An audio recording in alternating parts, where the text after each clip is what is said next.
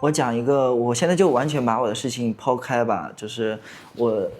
之前会觉得是隐私，因为我大学的时候出柜是因为我得了尖锐湿疣，那时候是我高中的同桌他介绍了我用这个小蓝这个软件，后来我就踏入了约炮这个旅程，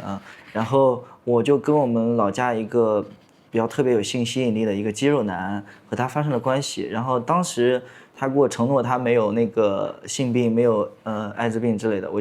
就相信了，那时候还在上大学，然后就有了高危行为。后来我就过了一段时间在学校里面，就摸到了这个东西。当时我健身嘛，就是会洗澡，洗澡的时候就摸到了这个异物。然后后来跟我另外一个比较年长的朋友讲了这个事情，然后他可能比较懂这方面的东西，就是我在性方面的知识比较匮乏。然后他给我讲了，然后我就去医院检查，检查之后就确诊了，大概花了很长时间1-2年的时间才治好，然后费用也不低，大概花了2-3万，也被骗了，然后被一些不正规的医院骗了。然后那时候有一周大概每天的支出是1000多，我完全支付不起。然后我就回头跟我爸妈讲了，然后我是比较坦诚的，我敢于面对这些淋漓的鲜血，然后我就跟我爸妈讲了我为什么会得这个东西，发生了什么事情，然后就出柜了。然后这个对我爸妈来说是很难接受的，因为这是一种双重的伤害，就是又带着性病，然后又是出轨的这种状态。从性病方面，然后还有做零方面，然后还有就是出柜的那一方面，有很多羞耻感吧，就是觉得我们家里面人都没有出过这样的人，然后觉得特别的丢人。我妈当时问了我一些很尖锐的问题，她说我是变态，她说那里面都是屎，就是我没有跟她讲灌肠这个事情，然后我妈还问我你对你爸可以吗？我说好像青春期的时候可以，现在不可以了。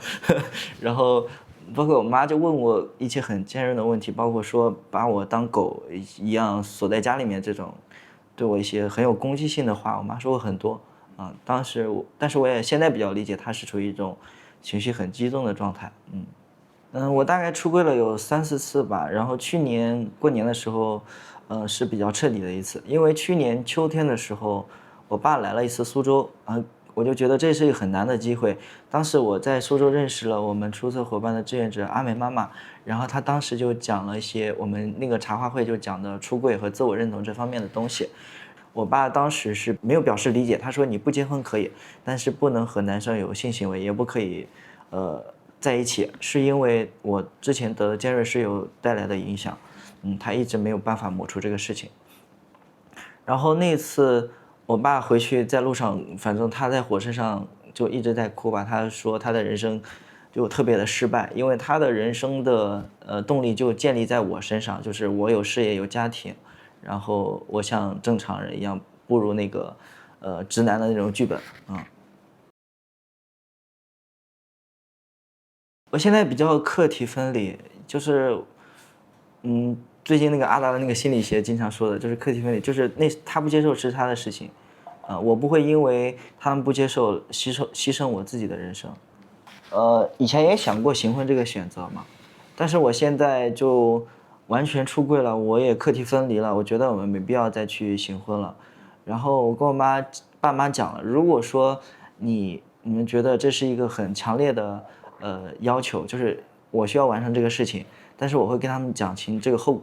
后果是什么，就是行婚对于我们意味着什么，就是我要找一个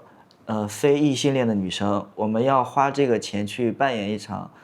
假结婚，去一个婚礼，我和那个女生也不会有一个家庭，我们只是一个表演式的婚礼，然后一个合约，一个结婚证，仅此而已，没有别的。然后如果说你们愿意花你们的血汗钱去表演让我去表演这个事情，我也觉得我也可以接受，但是你们要考虑后果啊。我跟我爸妈是这样讲的。我一直被我家里面人冠以不孝顺的这个骂名，我觉得我不是一个不孝顺的人，我也有时候会想到我的爸爸妈妈，我也会可怜他们，他们就一直觉得我不孝顺他们。我那次就是哭的就是泣不成声，其实我对他们还是有爱的，但是因为他们对我的一些控制，我就越走越远。我和我妈妈的关系其实是有点紧张的，因为她是一个很没有安全感的人，她要通过控制别人来获得她的安全感。比如说我上厕所用几节纸擦屁股，她都要管我。我现在就想要在这里批判一下我妈还有和我妈一样的这种家长还有恋人。我妈妈会在我们家里的墙上用毛笔写上大字报一样的东西，给我爸写的，就是不准去哪里，不准怎么样，吃完饭要怎么样，就是感觉会没有把他当人看。然后后来也就是我觉得这种女性也挺可怜的，因为她们没有从对方获得安全感，她们要用这种比较像外求的方式来获取爱，但是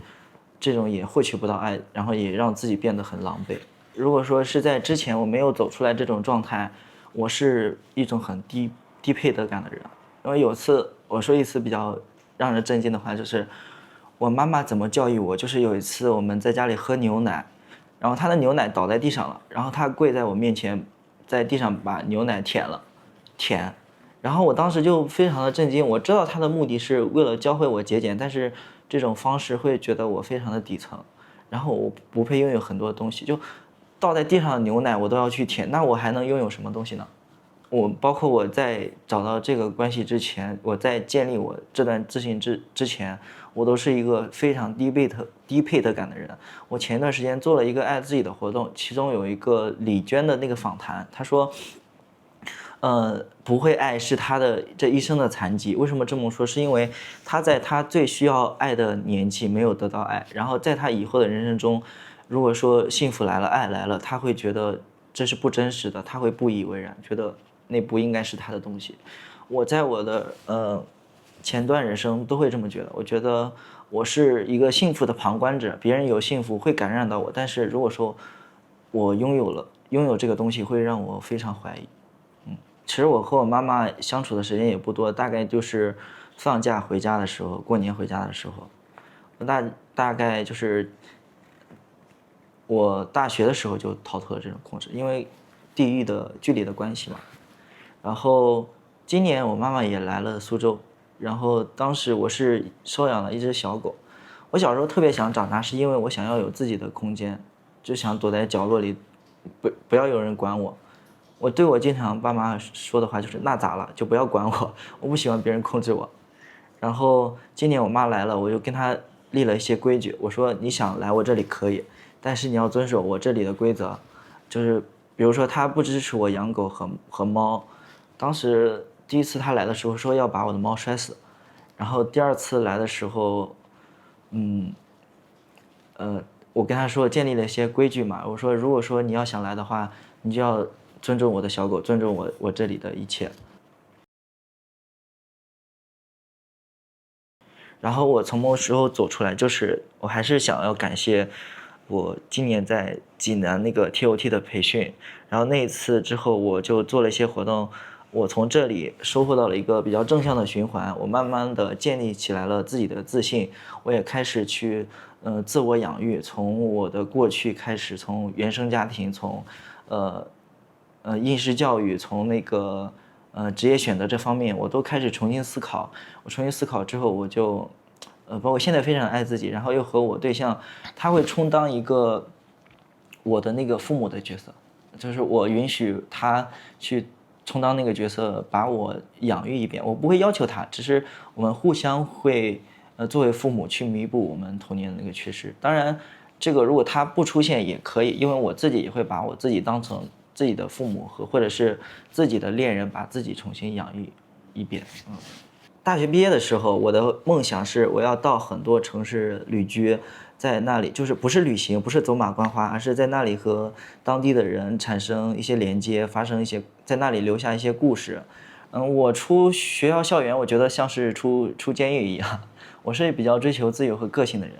22年六月份，我去了香格里拉，待了6个月。当时的状态就是有猫有狗，然后晒太阳，一种养老的状态。但是其实那种也是比较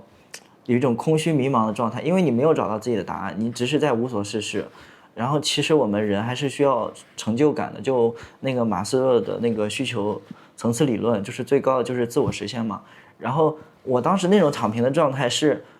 金字塔5层都没有满足的，就是你基本的安全的需要，你没有挣钱，你满足不了你第一层，然后性方面也没有，因为我当时在香格里拉也没有这个人群，然后尊重和被欣赏，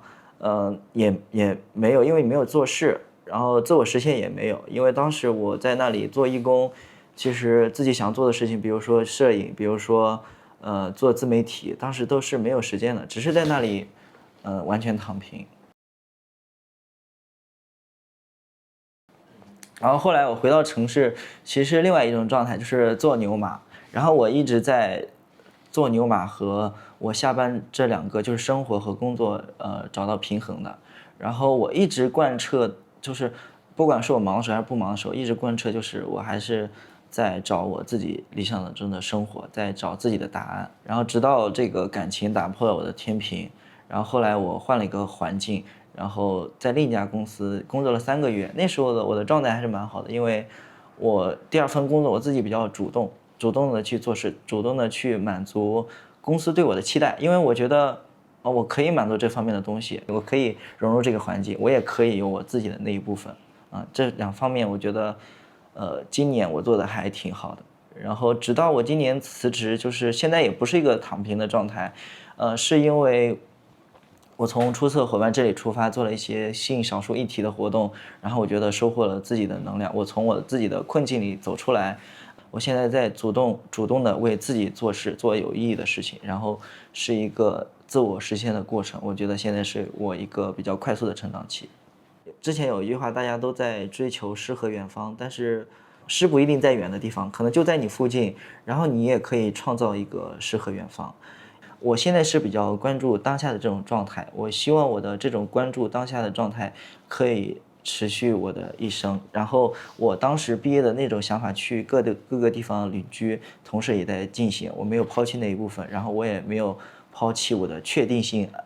安全、踏实的这一部分。我现在也感谢从困境里走出来吧，然后继续变成快乐的小狗的这一部分。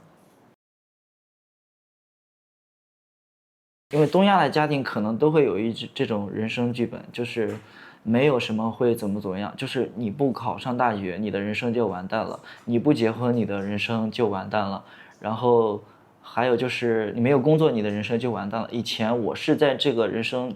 就在这个剧本里是深受毒害的，包括现在很多人。然后我现在从这里，